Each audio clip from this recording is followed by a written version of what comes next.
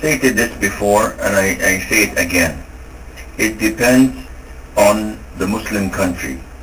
If you're living in a Muslim country, and most likely you will be able to worship Allah freely in that Muslim country more than a lot of the Muslim countries nowadays. So if you're not being oppressed, if you're not being prosecuted, if you're not being harassed because of your Islam, and you're able to communicate and to make da'wah to the non-Muslims there, you are better off living in your country. If you come and make hijrah to a Muslim country, you and your family will be accustomed to a certain way of living that might be better than the environment you're living in at the moment, but once you have to or you're forced to go back to your country, it would be a great shock, especially for the children and especially for the rest of the family. That is why one must be logical by analyzing his case, by analyzing his family's status, by analyzing the country he's going to live in. Is it suitable? Is it sustainable? Can he live there for 5, 10, 15 years? Or it's only for a couple of years and then he goes back? And he has to also evaluate his situation in the country.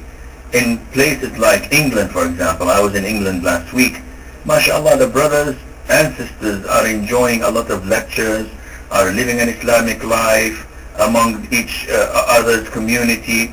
Yes, there is fitna, but there is no prosecution, there is no harassment in their religion. They are doing whatever they want, alhamdulillah. I was able to go and deliver a lot of lectures and talks, and nobody asked me, what are you doing? I cannot do this in Arab countries, for example. I cannot do this in my own country, in Saudi Arabia, without a permission, and the permission would take like 3 or 4 years, and it may not come at all, being a Saudi, being in my country.